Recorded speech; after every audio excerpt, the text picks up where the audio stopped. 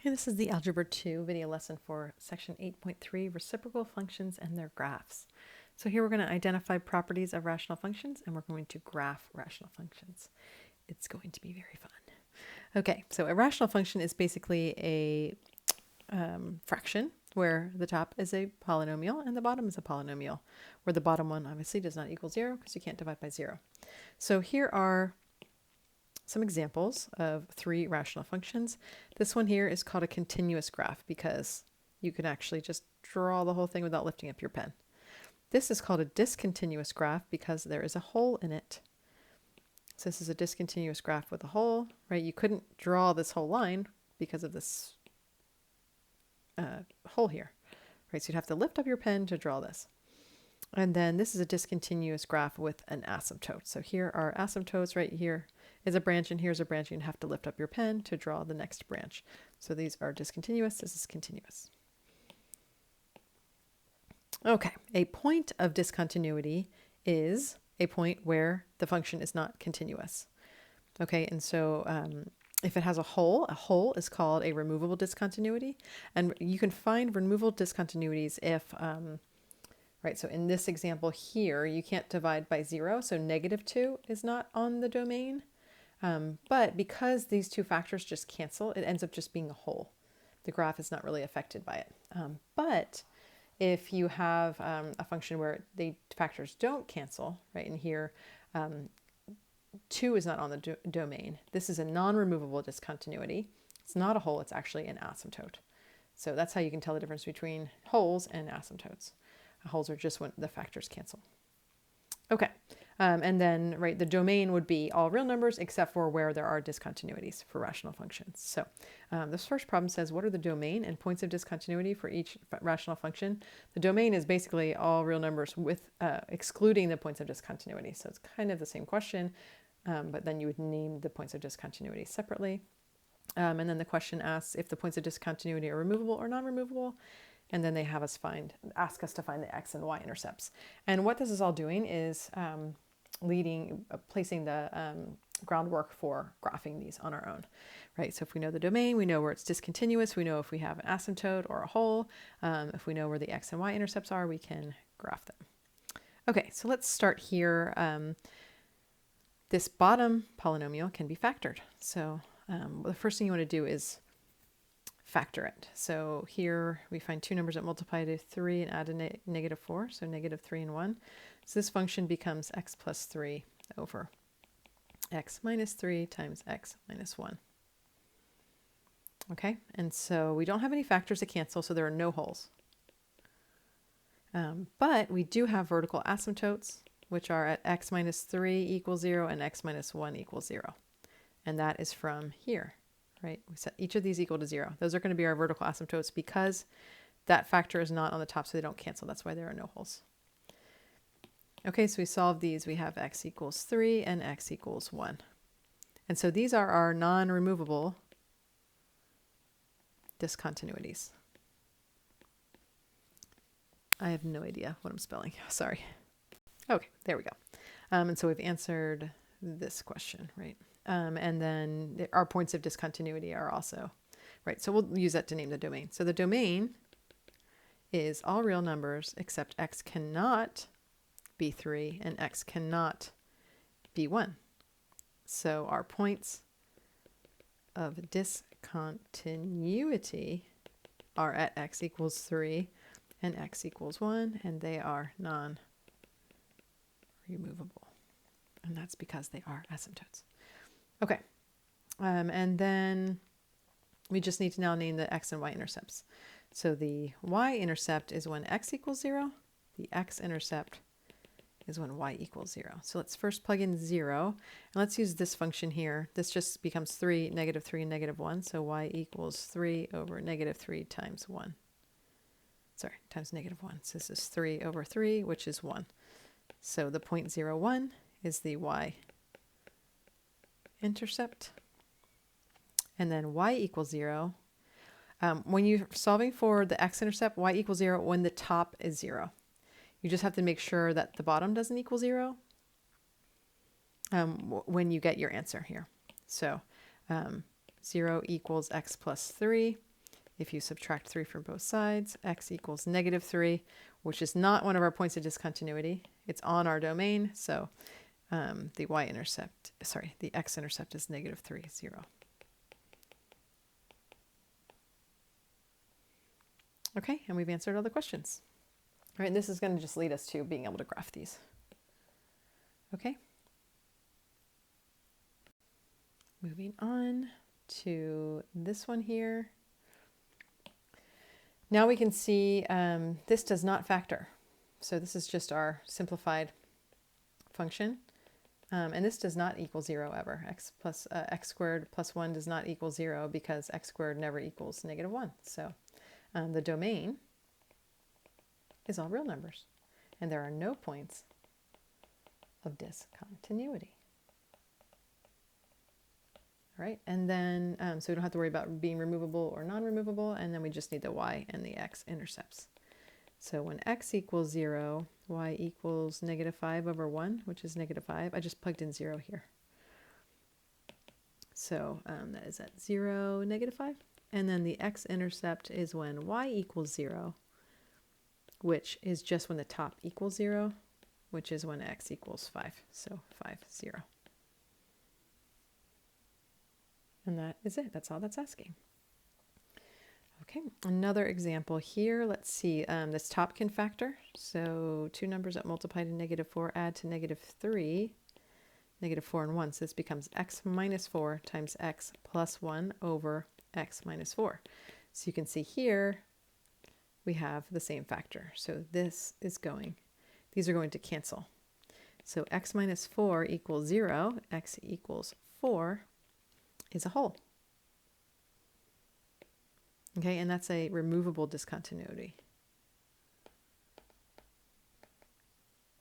And so our resulting function is just x plus 1. And the domain is all real numbers except x does not equal 4.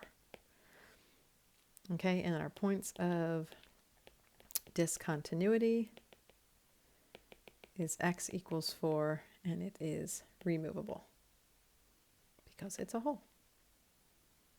Okay, and all this graph is here, when you have this, you can just graph this, this line, y equals x plus 1, which we know from algebra 1 is just, here's 1, slope is 1, it's just this line here. And then you just have to take into account this whole. So then you just find x is 4, 1, 2, 3, 4, and put a hole there. So that's all the graph is of that. So it's kind of easy like that, but you can see how the hole comes in. Okay. Those are some examples. And now it's time for you to try these 3 on your own. So press pause, I'll leave this up, and try those 3 on your own, and then check back for the solution. Okay, so here are our solutions here. You can see nothing cancels here, so there's a vertical asymptote here. So our points of discontinuity are non-removable, and so those are not on the domain. And then here's our y-intercept, and our x-intercept doesn't exist, right? Because you have to equal the top. This can never be equal to 0, so there's no x-intercept. This one, the top factor is there. The bottom never equals 0, so there's no points of discontinuity. So the domain is all real numbers. The y-intercept is at negative 1/3, and there's 2 x-intercepts at 1 and negative 1, right? Because we set the 0 equal to the top. And this equals 0 when it's 1, and this equals 0 when it's negative 1. And then this one does have a hole when you factor the bottom. These two factors cancel each other out. So when these equal 0 at x equals negative 1, there's a hole. So that means when there's no other, oh shoot, I missed this. Okay, there's a vertical asymptote at x equals negative 2. So the domain also does not equal negative 2. And you have a point of discontinuity at negative 2, which is non-removable. Okay, and this is my hole, and this is my vertical asymptote. Okay, and then my y-intercept is at 1/2, and then x-intercept does not exist because, right, when you're going to check the x-intercept and the y-intercept, you're going to do it after you've canceled your factor at this function. So 1 over x plus 2, so 0 never equals 1. If you set it equal to the top, right, you would get that x is negative 1, but x can't be negative 1, it's not on the domain. So that's why you do it with the function after. It also makes it a little easier for you. Okay, moving on. So here, we've actually already talked about this. Vertical asymptotes are going to be your non-removable discontinuities. So let's see, nothing cancels. So these two are my non-removable discontinuities. Set them both equal to 0. X equals 2 and x equals 3. Those are my vertical asymptotes. Easy enough. We've already been doing that. So try this one on your own and then check back for the solution. Okay, hopefully you got right 1 and -3. That's what makes them 0, and neither of those factors cancels with the top. Okay, so then horizontal asymptotes are a little bit trickier, but people always like these. Horizontal asymptotes when it's not in the form that we learned in the last section, when there's not just like a plus k. What happens is with horizontal asymptotes, you first start with the degree of the polynomial on the top and the bottom. If the top is smaller than the bottom, right, so the degree on the bottom is going to be bigger. This is called bottom heavy. I like to call this bottom heavy. It makes you think, right, this means the horizontal asymptote is y equals 0. Okay, if the top is bigger than the bottom, it's top heavy and there's no horizontal asymptotes. This is just going to go to infinity, so it's just going to, there's nothing keeping it down. And then if they're the same degree, then the horizontal asymptote is a divided by b, where a is the coefficient of the term of the highest degree on the top, and b is the coefficient of the term of the highest degree on the bottom. And this is much clearer with an example. So let's start there. Okay, so the first thing you want to do when it's asking about horizontal asymptotes is look at the degree. So the degree here is 1, and the degree here is 1, so they're the same. So this is where we do our equals a over b. And then here is my a. This is the term with my degree 1, so this a is 2, and this is my degree 1 here, and the coefficient there is 1. So this is 2 over 1. So the horizontal asymptote is y equals 2. Okay, and then this one here, this degree is 1 and this degree is 2, so this is bottom heavy, which means y equals 0 is my horizontal asymptote. Okay, and then this one you can see is 2, and this one is 1, so this is top heavy, and there's no horizontal asymptote.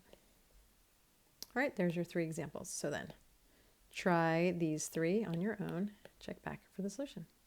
Okay, hopefully this wasn't too bad, right? These are both 1, so it's -2 over 1. And this one was bottom heavy, right? Because there's a 2. The highest exponent is 2, highest exponent is 1, so this is y equals 0 is the horizontal asymptote. And then this is top heavy because the exponent here is 2, the biggest exponent here is 2, and the biggest here is 1. So there's no horizontal asymptotes. Is that okay? And now we will be graphing them. So we're going to put all this stuff together that we learned in the last section, this section, and all the different information we can put together, and then we can graph them without a calculator. But I will let you use it to check. Okay, so the first thing we want to do is simplify this by factoring the bottom. We can see that's x minus 2, x plus 2. Hopefully you notice that quickly these days. And then the top, 2 numbers that multiply to -12 and add to 1 is going to be 4 and -3. So this is going to be x plus 4 times x minus 3. We can see now we have no holes, right? Because nothing cancels. But let's move on to our vertical asymptotes. That's going to be when this equals 0 and when this equals 0. So x equals 2 and x equals -2. And then let's put those on our graph. So at x equals 2, here's my asymptote, and x equals -2. Okay, and then let's do our horizontal asymptotes. So these are both second degree, so it's going to be 1 divided by 1. So y equals 1 divided by 1, which is just 1. So let's put that asymptote at y equals 1. Okay, so now we just need to know, well, then we'll do the intercepts. But then we need to know, are we having a branch here or here? Are we having a branch here or here or here or here or here? Okay, and so we're going to need points for that. But the first kind of points we need are the y and x intercepts. So let's do the y-intercept first. That is when x is 0, which we'll just plug into these. So whenever you plug in the 0 for x, right, this is going to be 4, -3, -2, and 2. So y equals 4 times -3 divided by -2 times 2. which is negative 12 over negative 4, which is 3. So our y-intercept is 0, 3. So we're going to put a point at 0, 3 here. Okay, and then let's find our x-intercept. So this is when y equals 0. And so we're going to use this function here. So y is equal to 0 right when the top is 0. X plus 4 times x minus 3. And this is 0 when x is negative 4. And this is 0 when x is 3. And neither of those is the vertical asymptote. So we have negative 4, 0 and 3, 0 as some points. So let's put them on the graph. X is 3. Here we go. So we know this goes like this. And then we have negative 4, 0. And so we know this goes like this. Nice. And then we know this goes like that. So we actually don't need any extra points. Excellent. And just a side note, we know that this goes up here. It can't, if it went down, it went like, well, it would cross this, wouldn't it? It wouldn't go like this or like this or like this, because it would have to cross the x-axis again. We know we only have 2 x-intercepts, so that's why it would go like that. Okay, now it's time for you to try one on your own. So press pause and try this on your own, right? Just don't use Desmos yet, right? Simplify this. Figure out if you have any holes, your asymptotes, your y-intercept, your x-intercept, and then if you don't have enough information, then add some extra points. So stop the video, try this on your own, and then check back for the solution. Okay, so hopefully this is sort of what yours looks like. This one gets a little confusing here, and I'll explain it, right? There's no holes. Here's the vertical asymptotes. Once you factor this correctly, I actually factored this one wrong first. This is bottom heavy because this is degree 2 and that's degree 1. So the horizontal asymptote is y equals 0. And then the y-intercept is here, which would make you think it would be above the x-axis. But when you find the x-intercept, you see that's negative 3. This actually crosses the asymptote. And really around the origin, you will find that graphs will cross the asymptotes. It's really what they're important for is what's happening out here. So they will cross when it's closer to the origin, but the asymptotes are kind of what's holding it when you get to extreme values. So the edges of your asymptotes. And so here you can see it's up above here, but then it crosses down here and then it hugs it there. And then we did need 2 other points to figure out, are we up or down here, or are we up or down here? And so when you plug in 3, you get negative 1.5, which is here, and it doesn't cross the x-axis because we only have one in x-intercept. So it loops like that. And then when you plug in 6, you get close to 2. And so it's up here. And there is your graph. And that's it. Time for practice. Enjoy.